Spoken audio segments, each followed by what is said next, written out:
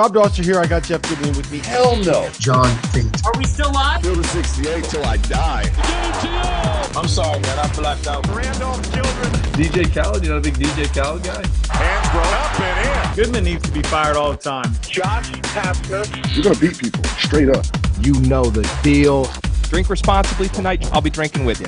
Jerel, McNeal. From the bluest of the blue bloods to the smallest of the mid-majors. This is Field of 68 After Dark.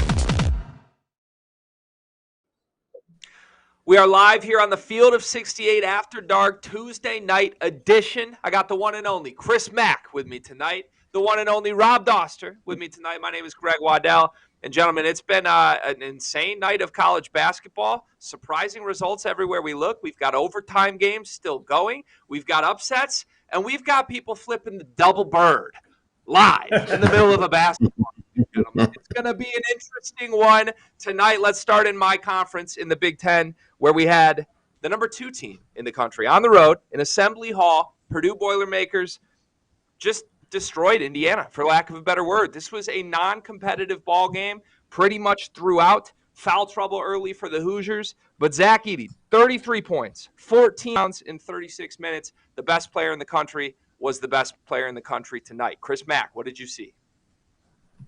I mean, I saw the same thing, Greg. You know, I think at halftime, Khalil Wheeler had 0 points, and Zach Edey had 18. And then he ends up, going for, I think, 33 or something to that effect. I mean, like, when Braden Smith goes, 2 of 14 on the evening, and they still win convincingly on the road. I think that's the biggest win that Purdue's ever had at Assembly Hall. It was good to see Purdue, if you're a Purdue fan, just play the way they did tonight and really be one of the best teams, if not the best team in the country.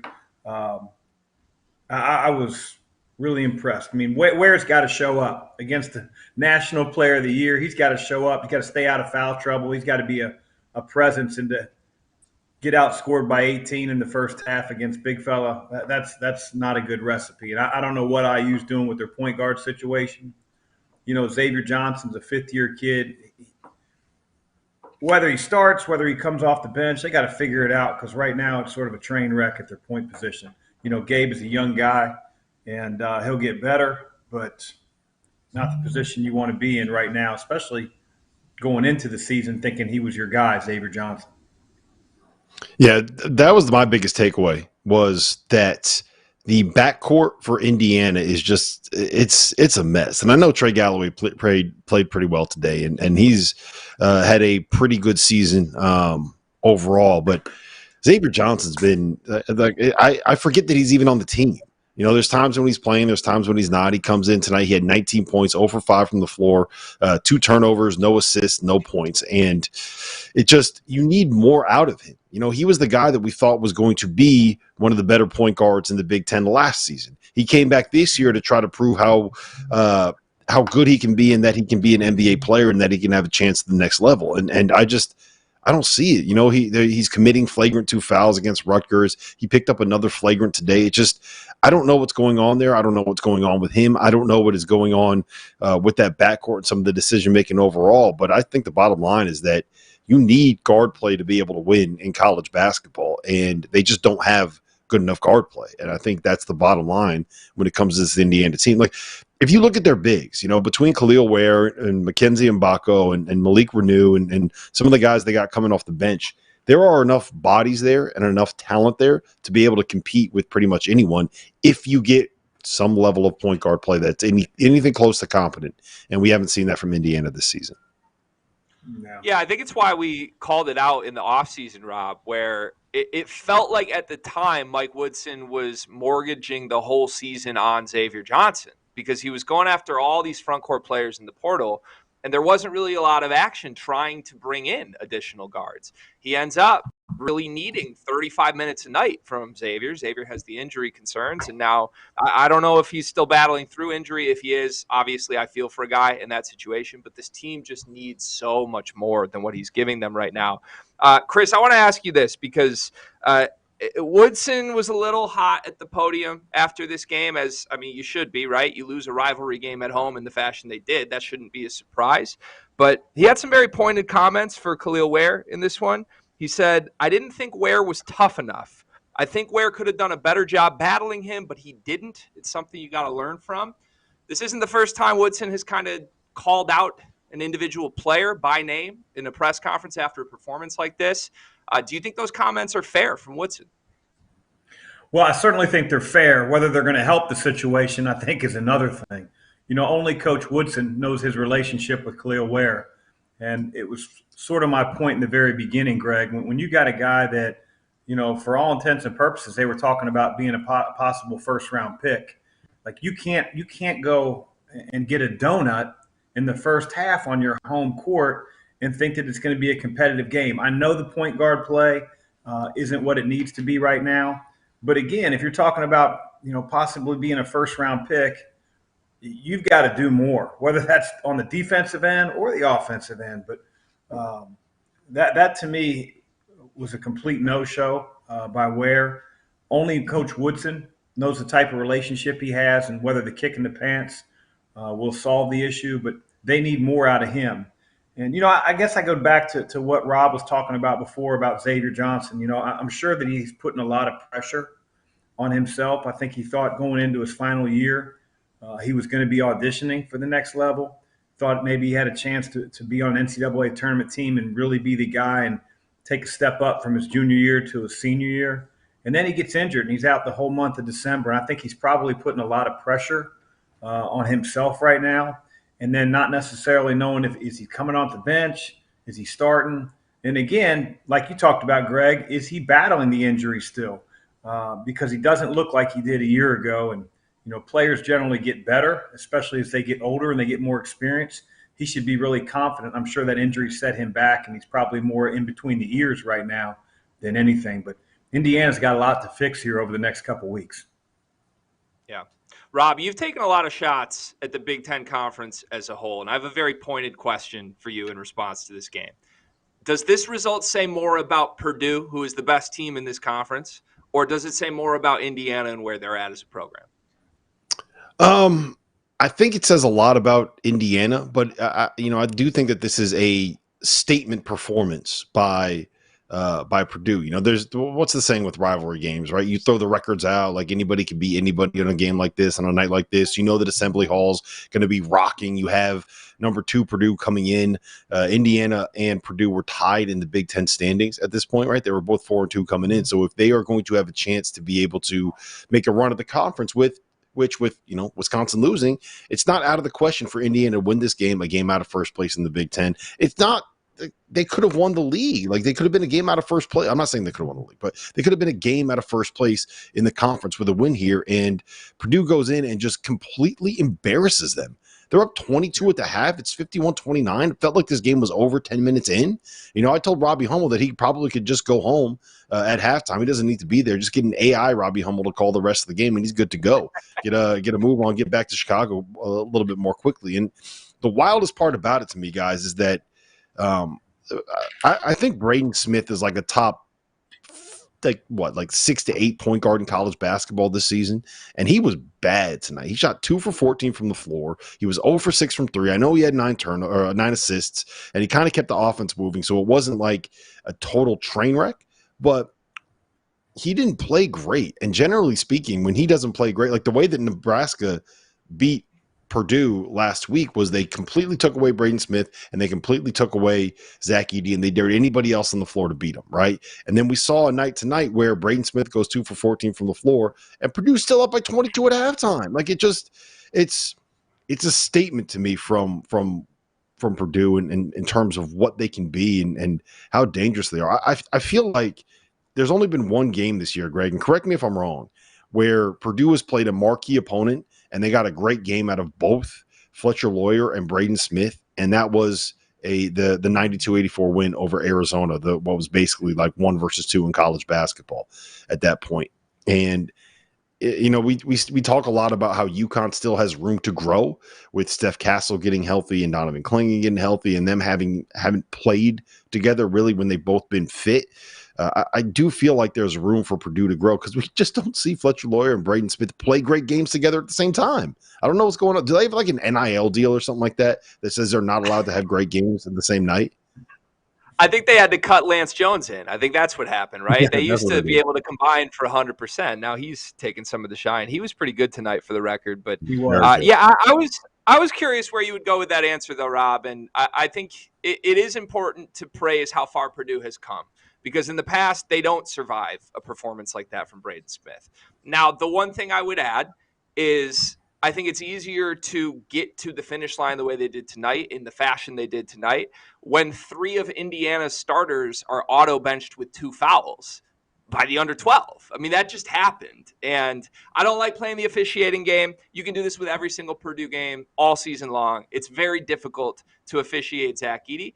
But it is a thing. If you go through his career in the games they've lost in the NCAA tournament, those games are called extremely differently than Big Ten basketball games are. It just is what it is, which is why I have a little bit of a hot take, gentlemen. And I'm about ready to submit my Vaulted prediction of the night. Vaulted is an app that allows you to participate in daily cash prize pools without an entry fee. It is the place for you to store your own predictions forever. And by using the Vaulted Challenge feature, you can prove that you are smarter than your friends like Chris Mack and Rob Dauster. Go download the Vaulted app. It's spelled VLTED to challenge your friends, store your predictions, join daily cash prize pools without an entry fee. My Vaulted Challenge for tonight, guys.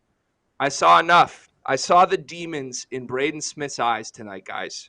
2 for 14 from the floor. This is now his 3rd game against Indiana in his career in the rivalry where he hasn't hit double-figure scoring. Big games have been an issue for him in the past. Purdue's not going to the Final Four, gentlemen. That's my prediction. I don't see it. I see the ghosts, and I think they see the ghosts. And I hate that I had to be the Big Ten guy saying that about my Boilermakers. But it is what it is, gentlemen. I did not like what I saw. There was another Big Ten game in action tonight, though. Wisconsin, the leader in this conference coming into tonight, goes down at Penn State. We were laughing about the environment at Penn State before we clicked record tonight. Mac, what happened here? Is this an excusable loss from the Badgers? It's life on the road, especially in conference play. And, a lot of times, we get excited about the sold-out crowd, the student section jumping. It's equally as difficult to prepare a team when you walk out to that arena and there isn't an environment. And it's not what Wisconsin's used to. Everybody knows what it's like at the Kohl Center, when there's 18,000, 19,000. Those guys aren't necessarily used to walking into a place and playing in front of 2,500 fans as Coach Rhodes getting his program going. So, I thought Penn State, I thought their guards, really gave Wisconsin trouble. I think Wisconsin's ball screen defense is going to be an issue, not only with tonight, but I think in the future when they play guards that can create and guards that can get their own shot, because they're putting a lot of pressure on the big guys who are dropping. It's one thing to drop coverage when you have a guy like Zach Edey, Kudus Wahab, when they're 7 feet tall, 7'1". It's one thing to do it like that. When you have guys that, aren't that big and aren't crazy athletic and mobile, I just think guards are going to be able to get downhill. They're going to get to a pull-up. They're going to be able to get in the middle of the lane and spray out. And I think that's going to be a challenge for Wisconsin. Now, I will say in the second half, they were starting to hard head some ball screens. So Greg's got more than, one ball screen coverage under his sleeve. But I thought Penn State really exposed that, especially early on. Yeah, I mean, that's exactly what it was. Kanye Clary and Ace Baldwin both really got going. It was one of those ones, this is going to sound like a stereotypical cliche kind of answer, right? But Penn State got going a little bit early on. Their guards got a little bit of confidence. Then Kanye Clary and Ace Baldwin, just every shot that they took, it felt like it was going in, right? You got step backs from Ace Baldwin, who's not necessarily a great shooter, and 5'11" Kanye Clary's in there like driving through the lane and finishing through 6'8" and 6'9" trees. I thought Wisconsin did exactly what you want them to do offensively. They couldn't get stops. If you're going to give up 87 points to a Penn State team that is not exactly known for their offensive efficiency and what they do in the half court, that's an issue for me right there. And all that said, I do like this Wisconsin team. I said it the other night. I think that AJ Storr brings in a completely different dynamic than we've ever seen from a Wisconsin team. I don't know if you guys saw it, but he called a lob from half court, like halfway through the second half. And then on the very next possession, he tried to throw a lob off the backboard to himself in a half court possession on offense. Like, when do you ever see that from Wisconsin? There were Badger fans that were rolling over in their grave wondering where Bo Ryan's swing offense was, and when he added this into it. So I like that Wisconsin team. I feel like I'm going all Matt McCall here when I say, like, it's hard to win, guys. Winning is hard to do. This is the road in the Big Ten, but it kind of is, man. It's cold in Penn State. It's cold there. It's college basketball, right? Crazy things happen in this chaotic sport that we know and love. And if you're just joining the show, welcome into the Field of 68 After Dark. We're live here with Chris Mack, Rob Dauster. My name is Greg Waddell. We're breaking down Wisconsin's road loss to Penn State tonight. And the other thing that went wrong for Wisconsin tonight, Rob, Chucky Hepburn, you know what he did tonight? He colicked. You know what I mean by colicked, Rob? Colick is the term that I've affectionately dubbed when a guy you tell me is an all-conference guard gets 0 points in a game on like 4 shots. Kylan Boswell had one the other night. Tonight it was Chucky Hepburn's turn. Surprisingly, we call it the Xavier Johnson around here. Yeah, or the Xavier Johnson around here. There's a lot of different guards you can pick from. Hey, guys, coming up, we're going to move to the Big 12. There's so many good teams in this conference. A ton of them were in action tonight. We're going to break it all down for you. That's coming up next here on the Field of 68 After Dark. What's going on, guys? Before we get back to the show, I need to let you all know about the Field of 68 Daily, an all-encompassing college basketball newsletter that arrives in your inbox, you guessed it, daily. For less than $1 a week, you'll wake up every morning to more than 1,500 words detailing everything that you need to know to stay up to date on the world of college basketball. From the notable mid-major upsets to the stars that are out injured to the breakout performances that only our team of college basketball junkies watched. The Daily is edited and produced by Mike Miller, who spent more than 2 decades running NBC's digital written content, and is subscribed by more than half of the Division I coaching staffs, the biggest names in college basketball media, and the agents that work as power brokers in the sport. For just $50 for the year, you get access to the same information that the insiders get. And before we get you back to your regularly scheduled Field of 68 content, let me tell you guys about the Field of 68 merch store. Head over to field68.shop for officially branded Field of 68 apparel. Whether you're supporting your favorite team in the student section or from the couch, there is no better way to gear up than the latest from the Field of 68. The best thing I can say about our merch is the quality of the product. Anyone that has ever worn a t-shirt knows how frustrating it is when the neck gets all stretched out and the bottom of the shirt starts looking like the bottom of bell-bottom jeans. And there's nothing worse than a hoodie that loses its snugness that makes it such a perfect way to stay warm during the cold winter weather. Whether you're shopping for yourself or for the college basketball fan in your life, everything you need is at the Field of 68.shop.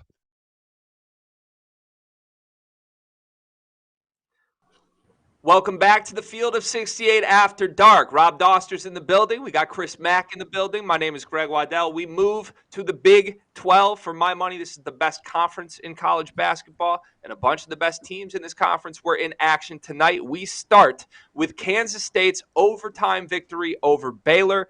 Jerome Tang's team just keeps finding a way, gentlemen. This team was down 6 with about 3 minutes left to play in regulation. This team was down 5 with about a minute left to play in overtime. Apparently, there is no set of stakes that are too drastic for Jerome Tang's team to overcome and to emerge victorious in overtime games. He's been doing it all season long. Tonight, he had a bunch of guys going, but Perry and Carter both finished with 18. Arthur Kaluma with 12 and 10 with the double-double in 40 minutes.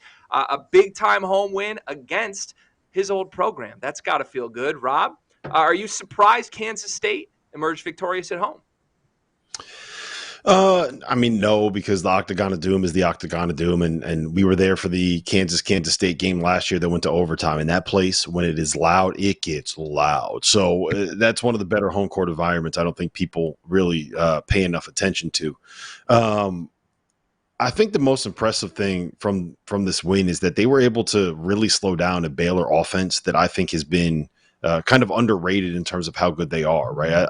I think we know what Kansas State can be defensively, but seeing them hold Baylor to, what was it, 54 points in regulation is something that I don't think you're going to see happen all that often. And Kansas State's had kind of an unlucky season so far this year with the Naquan Tomlin thing and not being able to have him be reinstated into the program. And then Quez Glover gets injured, and it looks like he's going to end up missing most of the year. So they're kind of shorthanded here. And the wildest part, they're 5-0 in overtime.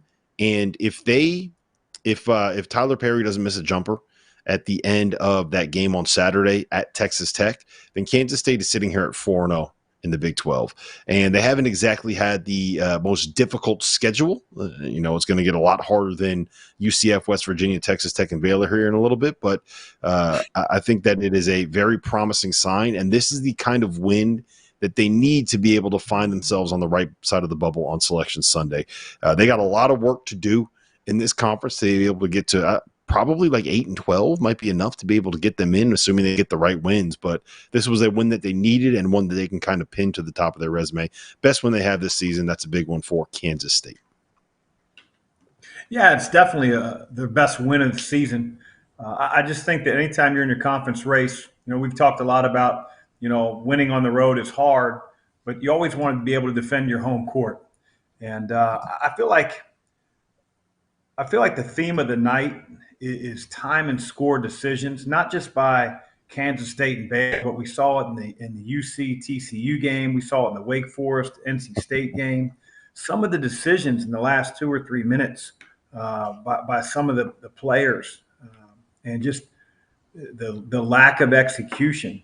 I mean, Baylor fouled not only at the end of regulation a jump shooter by Jaden Nunn, but also doing it again with Jacoby Walters fouling Arthur Kaluma. Now, he made the three, but had he missed that, now he's going to the line. You never foul a jump shooter. And to do that, the last 2 shots, last shot of regulation, last shot of overtime, I just think there's got to be better decision-making and smarter play down the stretch. And, without going into the next game of TCU Cincinnati, within the final 10 seconds of regulation, you had 2 fouls 90 feet from the basket that resulted in both teams getting the super bonus and bonus. And if I'm one of these coaches, I'm taping these games, which you automatically already have on Synergy or whatever program you're using, and I'm sitting down with my team the next day and showing, the last 2 minutes of about 2 or 3 different games from tonight so that our team can learn and make better decisions about down the stretch. But Baylor should have won that game. I mean, give Kansas State credit. They played their tails off, but Baylor should have won had they not fouled jump shooters down the stretch.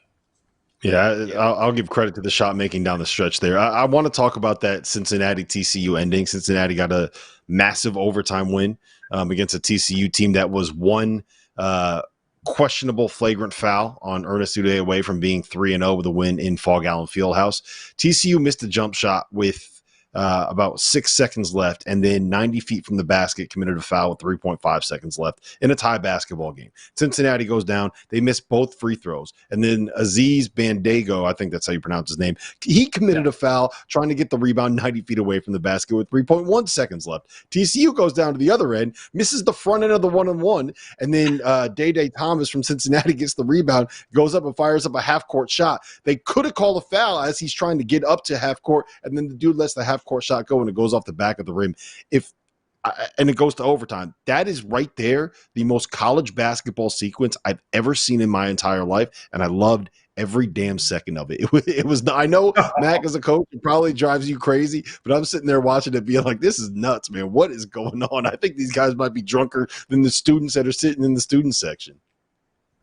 Yeah, to me, it's one of those things where so many of the college coaches are trying to, take these kids into their program and change the habits that you see in AAU games. I mean, we all go to those weekends where kids are playing 3 and 4 games on a Saturday, 2 and 3 games on a Sunday, and it's like one game bleeds into the next. And, some of the wild fouls, the over the back with, you can't possibly lose a game unless you do that. And then it shows itself here early in conference play here tonight.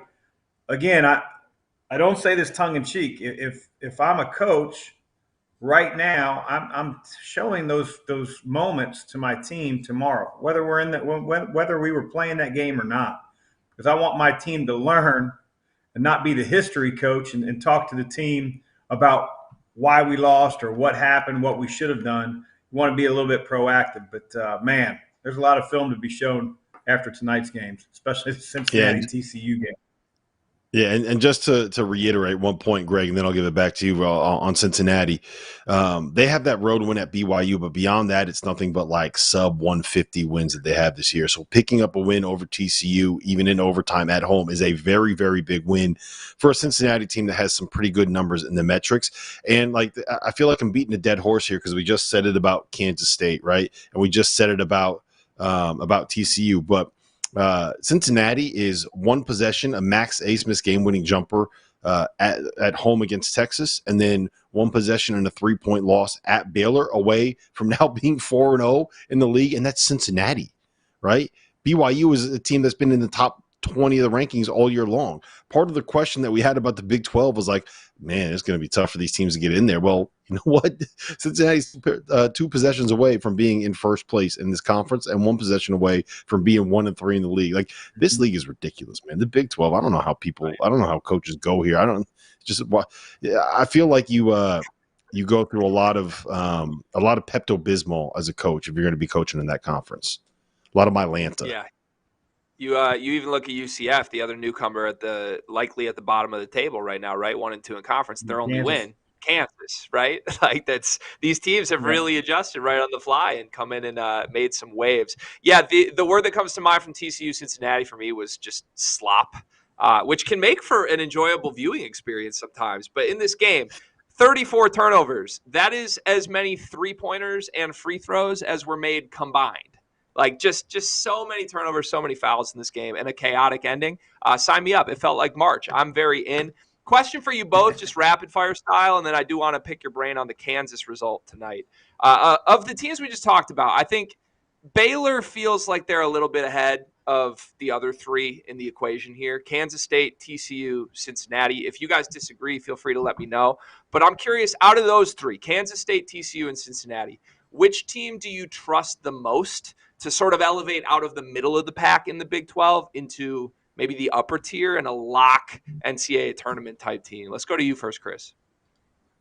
I think for me it would be TCU. I know they lost tonight, but I just think that Jamie has done an incredible job. When he took over the program, they were a complete afterthought. I think their teams defend. I think they have some toughness to them.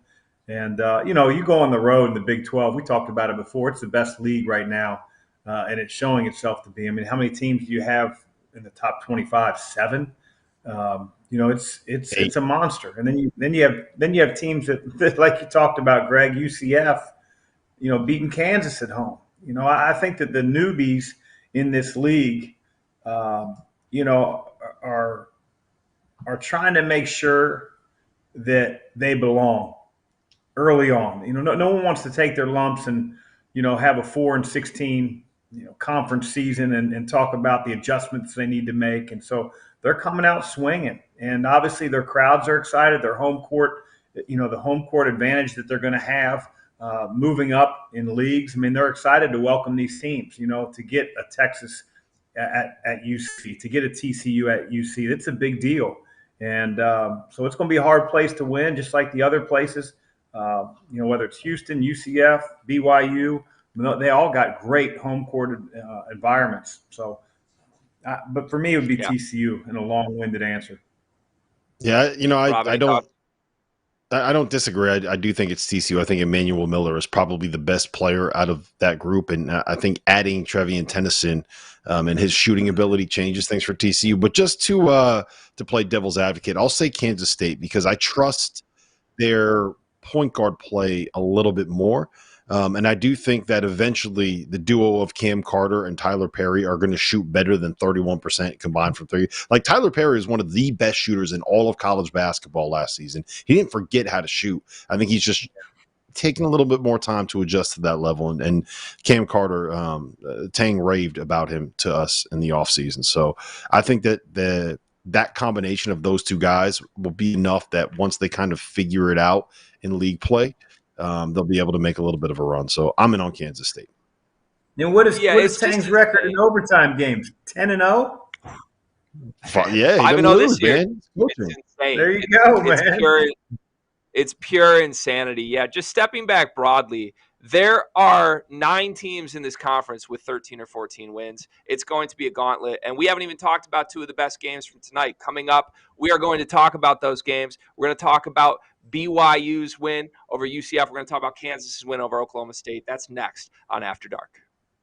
As you guys know by now, we've partnered with BetMGM this season. We'll be using BetMGM lines to make all of our picks, and we'll have special offers for the listeners and the viewers of the Field of 68 each and every week of the college basketball season. We have a special offer that will be available starting on Tuesday, January 9th and running through Monday, February 12th, the morning after Super Bowl 58. If you haven't signed up for BetMGM yet, in honor of the big game, you can use the bonus code FIELD158 and you'll get $158 in free bets on your first wager with BetMGM, regardless of whether or not you win that first bet. Here's how you make it work. Download the BetMGM app. Sign up using the bonus code FIELD158. Deposit at least $5 and place your first wager on any game. You'll receive $158 in bonus bets regardless of the outcome of your bet. Just make sure that you use that bonus code FIELD158 when you sign up. And remember, BetMGM is now available under one wallet in select states. As a New Jersey resident, this is super convenient when I have to go cover games in New York or Philly, which happens quite a bit. When you cross state borders, you just log into your existing account and fire away. You don't have to create separate accounts in each state. It's easy, it's simple, it's clean. And most importantly, we have some fun stuff coming up for the heart of the college basketball season. Bet insurance tokens, college hoops odd boosts, and my favorite, a nice juicy parlay boost. So download the BetMGM app and sign up today.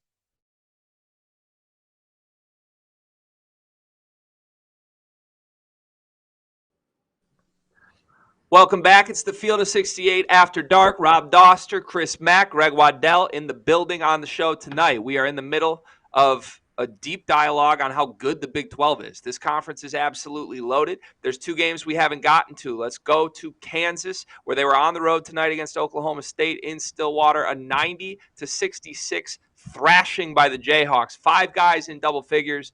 Johnny Furphy picked up a Ken Pom MVP tonight. 15 points, 7 rebounds, 2 assists. Would certainly be nice if he starts emerging for the Jayhawks as a consistent threat as the season goes along. Chris Mack, what'd you see?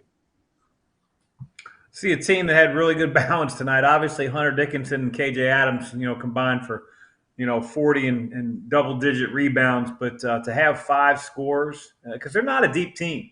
I know they're trying to work their depth and gain some guys off the bench, but they haven't really had much firepower off the bench all year long. But to have 5 starters in double figures to go on the road, I know Oklahoma State isn't having the kind of season they're used to, but completely dismantle the Cowboys. Really good win for KU and keeps them right at the top of the Big 12. Yeah, I think getting Furphy going is big. Nick Timberlake, I saw Mike Miller, who does our newsletter, tweeted out that Johnny Furphy and Nick Timberlake combined for 17 points.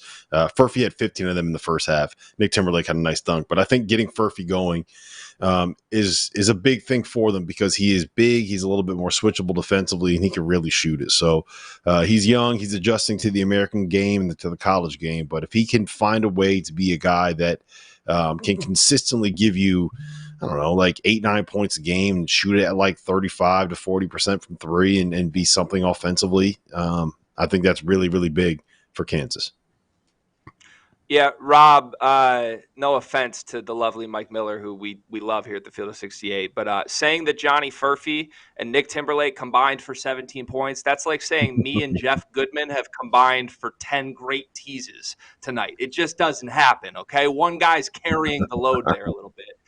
There's one other game in the Big 12 we haven't gotten to yet tonight. That would be BYU, who got the victory over Iowa State tonight. 15-point win for BYU. This is one that's certainly going to keep them looking great at all the analytics sites that have loved the Cougars this season. Rob, what do you think? I mean, I don't know what to give either of these teams, right? I think they're both good.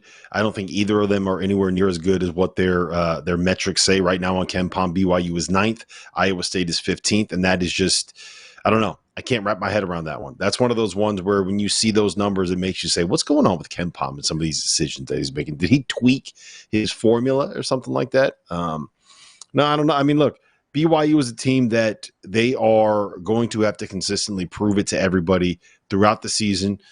Being able to get a win like this at home is something that will have some legs. But I don't know. I just those are the two teams in the conference that I don't know what to make of at this point.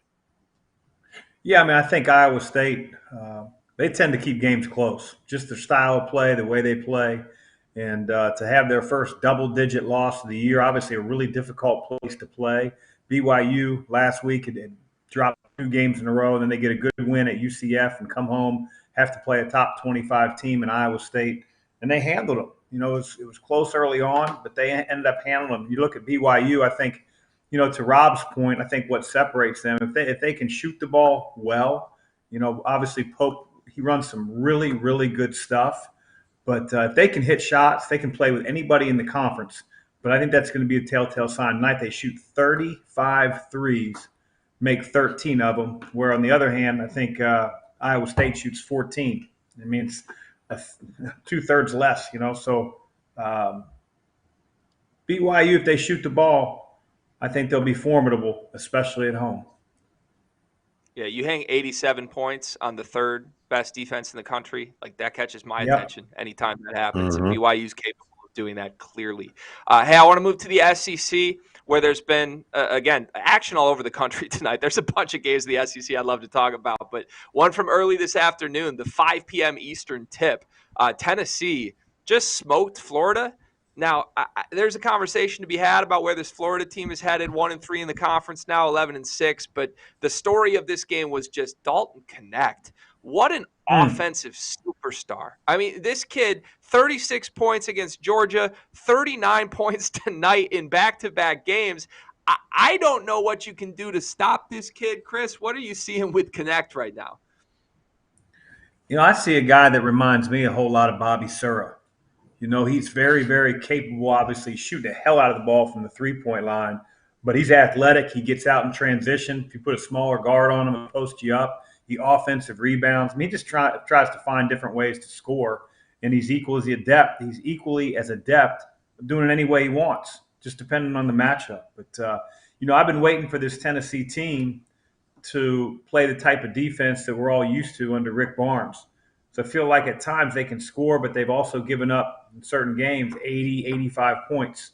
And that's not going to put the Volunteers deep into March. And so to see them hold Florida to 29% from the floor, I thought the big kid Adu for Tennessee really held his own and did a great job scoring the ball as well.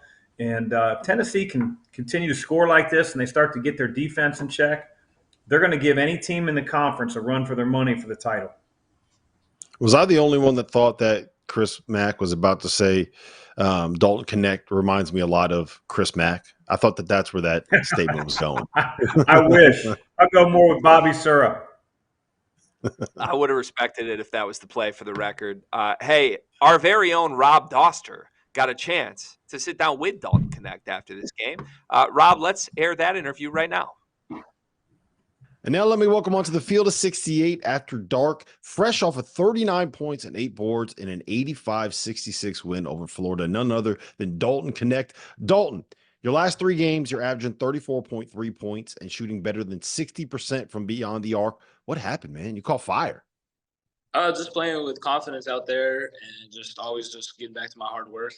And just also my teammates for hitting me in the right spots and stuff like that. My teammates are they're a big help helping me out to get the ball, and as well as the coaches, they get me in the right spots every single day throughout practice, and my teammates. So it's a big shout out to those two. When you get in a rhythm like that, where do you go mentally? Is it something where you want the ball every single time down the floor? Are you calling for? Are you asking for? Is that just, you got a point guard like Zakai Ziegler? He knows when a guy's hot. He knows where the ball's got to be. Yeah, it's just the teammates. they just find me. We kind of just all kind of feed off the hot hand throughout practices and stuff, and we all kind of know each other as five, as well as others. We all just come off just playing. We're just hooping out there, getting stops, feeding off our crowd and energy throughout the gym and stuff like that. So it just kind of feeds off our defense too. So, I mean, we're all just going out there hooping. I think you're one of my favorite stories in college basketball this year, Dalton, because I don't know how many people realized when Tennessee landed a kid from Northern Colorado that they were going to get a guy that is playing like this, that is putting up 34 points over, averaging 34 points over a 3-game stretch in the SEC. Now, I was told by someone that knew you before when you were still playing junior college that you were 6 foot in high school. Is that true? Yeah, I mean, I was 6 foot my junior year of high school, and I graduated 6'3", 170. And throughout JUCO, I gained 3 inches and put on 15 pounds. So big shout out to Coach Trinkle, Coach Bronson at my JUCO. So they were always there helping me out every single day, working real hard in the gym. So they got you to grow 3 inches. Is that what it was? I don't know. Maybe it was the food out there in JUCO. Something out there. Just talk to me a little bit about your path, because I mean, you went to the junior college, right? Then you go to Northern Colorado. Did anybody recruit you out of junior college other than Northern Colorado?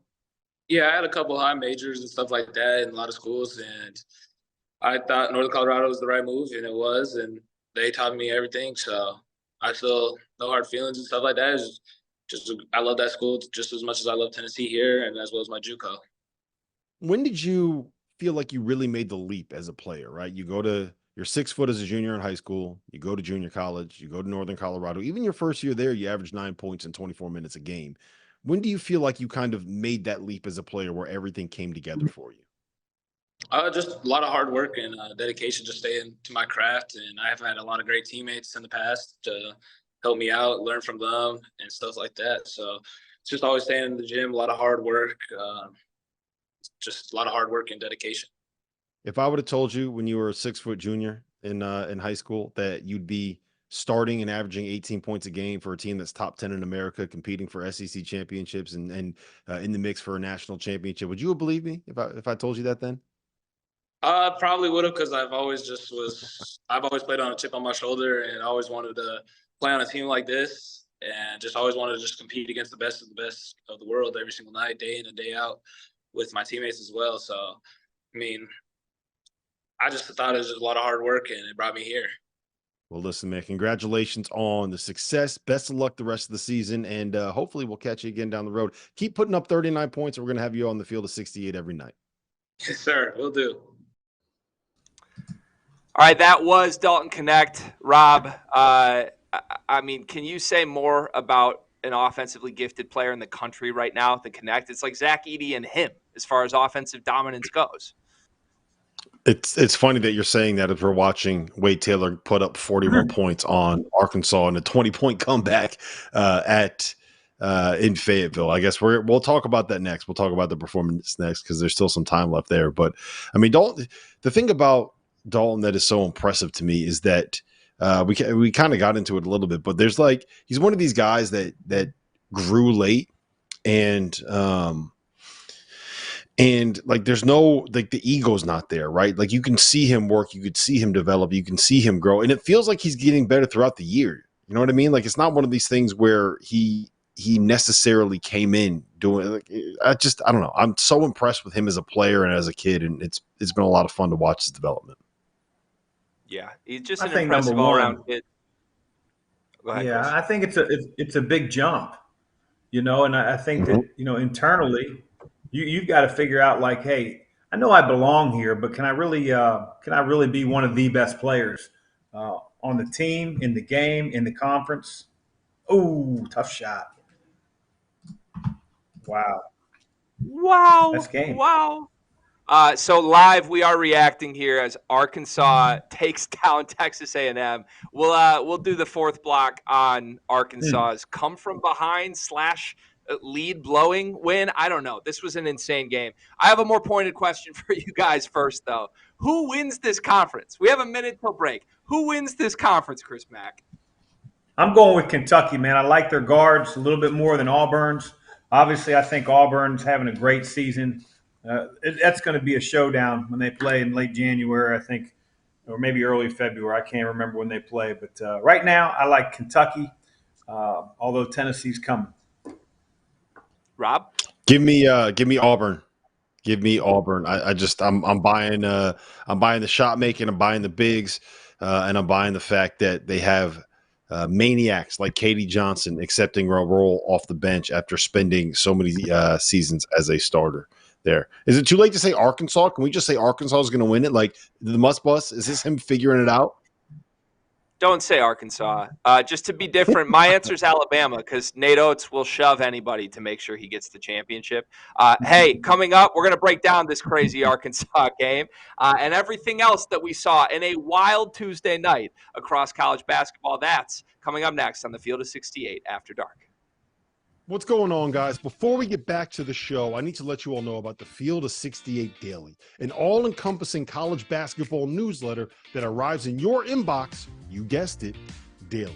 For less than $1 a week, you'll wake up every morning to more than 1,500 words detailing everything that you need to know to stay up to date on the world of college basketball. From the notable mid-major upsets to the stars that are out injured to the breakout performances that only our team of college basketball junkies watched. The Daily is edited and produced by Mike Miller, who spent more than 2 decades running NBC's digital written content, and is subscribed by more than half of the Division I coaching staffs, the biggest names in college basketball media, and the agents that work as power brokers in the sport. For just $50 for the year, you get access to the same information that the insiders get. And before we get you back to your regularly scheduled Field of 68 content, let me tell you guys about the Field of 68 merch store. Head over to field68.shop for officially branded Field of 68 apparel. Whether you're supporting your favorite team in the student section or from the couch, there is no better way to gear up than the latest from the Field of 68. The best thing I can say about our merch is the quality of the product. Anyone that has ever worn a t-shirt knows how frustrating it is when the neck gets all stretched out and the bottom of the shirt starts looking like the bottom of bell-bottom jeans. And there's nothing worse than a hoodie that loses its snugness that makes it such a perfect way to stay warm during the cold winter weather. Whether you're shopping for yourself or for the college basketball fan in your life, everything you need is at the field68.shop. Welcome back. It is the fourth quarter here on the Field of 68 After Dark. It's time to get clutch, ladies and gentlemen. It's time to put our Wade Taylor boots on, and then it's time to put our Tremont Mark gloves on. We just had clutch moments galore in Arkansas's win over Texas A&M. This was the wildest game of the night. There's been wild games all night, like I said. This one played out in real time as we're doing this show. Ultimately, Arkansas emerges victorious 78-77. Fellas, I don't really know what I just watched. It was a foul fest. It was a game that Arkansas stormed out of the gates, took a 20-point lead nearly immediately. And then it was a game where Wade Taylor put his team on his back to the tune of 41 points. Now, mind you, it took him 32 shots to get there, but he hits the crazy shot late, gives them the lead for the first time all game, only for Tremont Mark to go coast to coast in 7 seconds and just hit his patented little jump stop, little floater that just looks unstoppable when he's going. Rob, you're a must-bust guy through and through. I know you loved this result. Somewhere deep in your heart, you're smiling tonight because of this one. Well, look, this is what Muff does, man. This is what they do every single year. They start the season out with a certain level of expectation because of the freshmen that he's brought in or the transfers that he's brought in or the talent that he's put together on this roster. And then throughout December and January, they just play themselves into this point where everybody gives up on them and everyone bails on them. And the must bus is going down. And it looks like the must bus is about to go off a cliff and everybody's trying to jump out. Everyone's trying to bail and no one wants to be on the bandwagon anymore. I'm never going to leave the must bus bandwagon. Okay. It's not until we see that thing completely crash and blow up, until I see Muss in the unemployment line, until I see them heading to the NIT or heading to the CBI or heading to wherever conference tournament the hell they're headed to. This is what they do. They just find a way to get it done. He eventually figures out what works. He eventually figures out sets to run. He eventually figures out the guys that are going to be his core, like 6 or 7 dudes, and they end up winning a bunch of games, and they reel off like 8 or 9 in a row in February, and then we get to March, and it's like, hey, you know what? That's the 7 seed that you don't want to play, and it's why Muss made it to 2 Elite Eights in his first 2 seasons at Arkansas. It's why he made it to the Sweet 16 last year and picked off number 1 seed Kansas. Like, this is what Arkansas does. This is what the Muss Bus does. Like, I don't understand why people are surprised. They just find a way to get it done. I'll tell you this, Greg. I'm going to be hammering the Arkansas money line for the next 3 games, no matter what it is. Doesn't matter who it is. Doesn't matter who they're playing. It's about to turn around. They're making their run right now. And I see that face you guys are giving me. I don't care. I'm all in. The Muss Bus is back, baby. They took it into the shop and they got it fixed. We're rolling now, Mac. We're rolling now. Not this year, man. Not this year.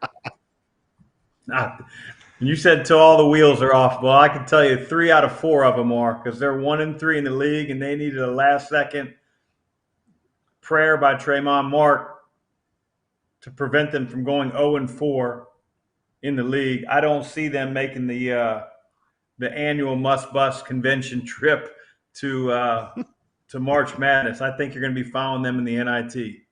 That's just my prediction. Yeah, we'll just wait until they make that run in the NIT. That's what's going to happen now. If that's what it is, that's what it is. If that's what the Muss Bus ends up, that's where it ends up. Are we going to get a shirtless Muss at the NIT quarterfinal? Is that what we're going to get this year? It could happen, right? It could. I won't be watching. Listen, guys, I love the positive spin from Dauster. I really do. But at the same time, 20-point lead, you finally look like you have a pulse. You're playing a team who's starting 3-headed backcourt combined to shoot, let's see what this is, 15 for 53 from the floor in this game. It's not exactly like anyone got crazy hot. Wade Taylor hit some crazy shots, but he had to miss 3 times as many as he made to get there. And then, look, give Tremont Mark a ton of credit. He finished with 35 tonight, but I don't know that Muss was drawing up great sets during the 8-minute scoring drought from the floor in the second half of this one. Dicey is the understatement here. Now, Texas A&M quickly, though, I want to ask you guys this, because we just saw them take down Kentucky in another classic game, 2 emotional games back-to-back now. This is not the first time this year that Texas A&M has dug themselves a massive hole. They were down 21 points to Iowa State early in the non-conference. They came all the way back to win that game with another crazy run. What is it about this Texas A&M team that gives them the ability to never say die in a game where they dig such a big hole? And why are they starting out in such a big hole, Mac? Well, I don't know why they're starting out in such a big hole, but I do know, having played Buzz's teams over the years, that his guys do not throw in the towel. They're going to fight you for every inch on the floor. They're going to fight you to the very end. And I think if you look at Texas A&M's SEC record, I think it's a little bit misleading. I think if you look at the teams they've played, I mean, they've already played 2 of the heavy favorites in the conference. So in beating one of them, I think that Texas A&M over time will be one of the top half teams in the league. Tonight wasn't a good loss for them. Can't come out on the road flat. You can't come out on the road and get behind 15-20 and then expect to win the game. But they got it to that point and just couldn't seal the deal at the end. And, hopefully they learn from it. Yeah. They just need to let Wade Taylor cook earlier. Like, we see all these crazy comebacks when it's just like, yeah, you know what? We're going to give the ball to Wade Taylor and let him go. Maybe you just do that from the opening tip. Maybe you just start your offense with that. Boots Radford was 2 for 15 tonight. Maybe stop running stuff for him and just let this guy that can go out and get you 41.5 go do it. I don't know. I'm not the coach. That's a bad man, Wade Taylor. I certainly hope we get to see them in the NCAA tournament, because he is the type of player that can make those magical moments happen. There was one other result tonight that I find extremely notable across college basketball. This would be Seton Hall's victory at the Prudential Center over St. John's. Seton Hall team that, guys, started the year very dicey, to say the least. I believe they were 5-4 through 9 games. Hadn't really beaten any top 150 opponents, like nothing of a resume to stand by. Big East play got here. They've looked fantastic. This team is atop the table right now. They are 6-1 in conference play. No Rick Pitino tonight. We wish him well. We hope he gets back soon, certainly for post-game press conference material at the very least. But Seton Hall is someone to take seriously in this conference. Are they not, Rob? They absolutely are. I think Kadari Richmond has been playing like a Big East Player of the Year candidate, and I don't say that lightly. He's been unbelievable over the course of like the last 3 to 4 weeks. I think Alamir Dawes has really started to be a shot maker. And beyond that, they have a whole bunch of guys that are like 6'4" to 6'8", that are switchable, that are tough, that are really, really going to guard you, that understand what their role is, that understand the way that Shaheen wants them to play, and that have completely bought into it. And I think that is the biggest thing, right? I think you can kind of see something flip right around the time when they lost to Rutgers, where they kind of decided, look, you know what? We have a choice to make. We're either going to sit here and let this season slip through our fingers, or we're going to do what our coach wants us to do, and we're going to play the way that we need to be able to play, and we're going to find a way to be able to win games. Now, do I think that they have a chance to be able to hold on to this and end up winning the Big East regular season title and be able to make a run? Well, I don't know if that's necessarily something that's going to be in the cards, but I do think that this is a team that has proven themselves, a team that is going to at the very least, I think, finish in the top 4 in this conference. And if you think they can make a run, when we did the show last night, the odds on BetMGM for Seton Hall winning the Big East regular plus 5,000, that's 50 to 1. If you bet $10 on it, you'll win $500. Seems like a pretty good investment to me. I'm in. You sold me. From a St. John's side, Mac, I want to ask you this. We talked about Khalil Ware early in the show. He kind of no-showed. Joel Soriano tonight, just 6 points, just 4 rebounds in only 19 minutes. To me, in some of their best performances this year, he's been very, very good. He was not that tonight. What happened?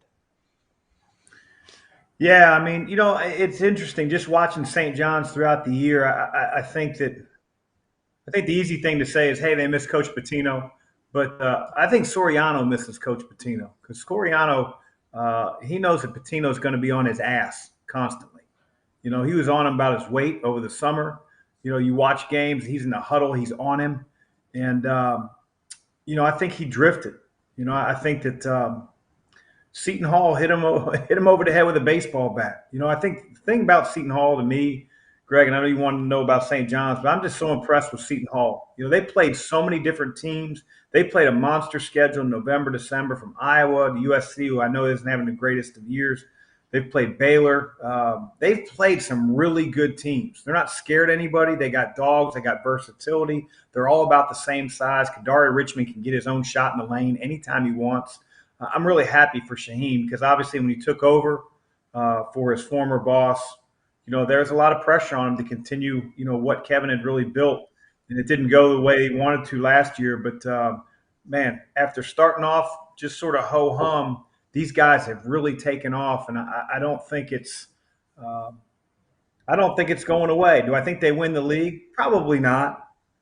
But I do think that they're going to be, a top 3 or 4 team throughout. And I think it's all credit to Shaheen and how hard his kids play.